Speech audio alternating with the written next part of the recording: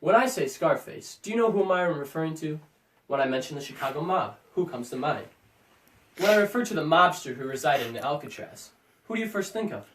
Or when I ask you about the St. Valentine's Day Massacre, what event do you think about?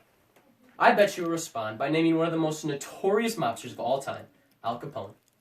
Capone became synonymous with bootlegging during the Prohibition era in the 1920s, extending through the 1930s.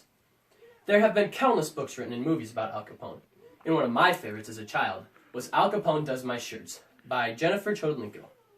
The book describes actual events and true scenarios with Al Capone working in laundry facilities, described in factual detail with the author's notes. Although many of you probably know common facts about Al Capone, I plan to share some less common knowledge about him and the St. Valentine's Day Massacre in a way that can help you understand why Al Capone finally fell from power. The cause of his fall was largely due to people who were calling for justice after they had seen enough. Although power and corruption have always been a part of human history, there is a certain line that you have to draw, and that leads to consequences. Alphonse Capone was born on January 17, 1899, in Brooklyn, New York, to Italian immigrants. His father was a barber, and his mother was a seamstress, which means the family was extremely poor. Young Capone joined a street gang and dropped out of school by the 6th grade. He eventually met up and left for Chicago after Johnny Torrio invited him. He left with his wife, May, and their only child, Albert Francis. While in Chicago, Capone became partners with Torrio in his illegal activities, including bootlegging, prostitution, and gambling. He was scarred on his face, which eventually led to the famous name that many people refer him to as Scarface. Al Capone hated this nickname. Eventually, Torrio left Chicago because there had been serious death threats on his life, and after he left, Capone had become a successor.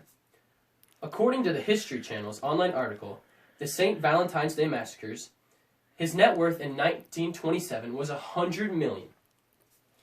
Because this is during the Prohibition era, Al Capone and his fellow mobsters reported to intimidation in order to assume their candidates who were elected would allow them to continue their illegal activity.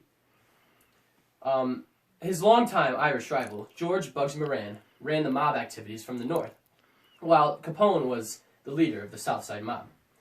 Violence was always present between the two mobs, and after Moran had one of Capone's top mobsters killed in 1929, the violence finally reached the climax in the event known as the St. Valentine's Day Massacre. On the morning of February 29th, 7 of Moran's mobsters were lured to a warehouse on North Clark Street, possibly to receive a bootleg shipment.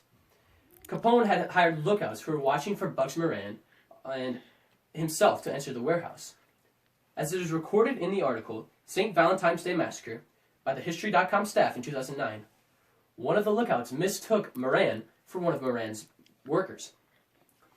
And then two of them, the Capone's men sent in the 4 gunmen to shoot them all, and they lined them up across the wall and had them shot execution style.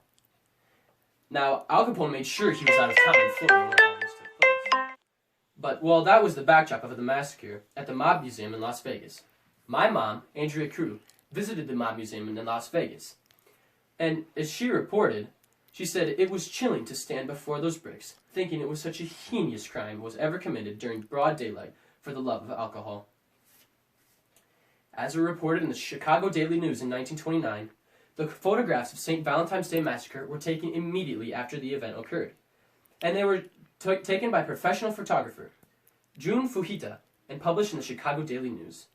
These images shocked a city that had previously tolerated the mob activities, largely because of their ability to supply them with liquor. And as it was reported in the article, Alfonso Gabriel, Al Capone, from obscurity to Chicago outfit boss, by American Mafia History, newspapers published gruesome photos of the scene, and the public demanded justice. Capone, who had long tried to cover his violent ways by cultivating a reputation as a simple businessman meeting a demand, had gone too far. Although no one was ever prosecuted for the St. Valentine's Day Massacre, it led to the spiraling downfall for both Bugs Moran and Al Capone. Hubert Hoover campaigned with the ideal that he would make Al Capone public enemy number 1. A 1927 Supreme Court ruled that Al Capone had tax evasion and that he had to pay income tax for the illegal activities. So he was filed with 22 courts of tax evasion, and he was found guilty on June 5th, 1931. Now, he was sentenced to 11 years, which started in Atlanta, but then he was moved to Alcatraz in 1934, after he was caught by bribing guards. Capone had also contracted syphilis with his prostitution, and the disease progressed into neurosyphilis, which affected his brain. He was released to a mental hospital with dementia in 1939, where he briefly died on January 25th, 1947. So as you can see, Al Capone became one of the most notorious mobsters of all time because of his illegal alcohol, bootlegging, prostitution, and gambling, making him rich and famous.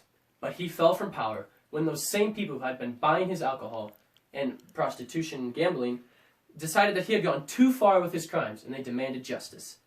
Moreover, the same prostitution that helped him become rich is the same activity that led to his death. Power and corruption, wealth and freedom, confinement and slow death. Al Capone.